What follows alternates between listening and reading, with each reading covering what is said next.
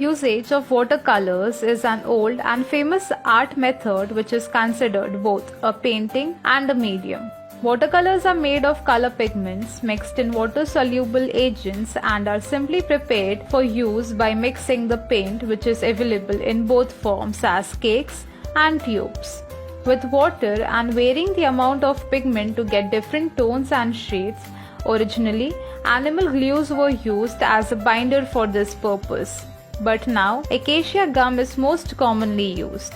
The most striking feature of watercolors is their transparency, which gives a fresh look to the painting. Different techniques are used to create watercolor paintings, which include different types of washes, dabbing, dry brushing, and others.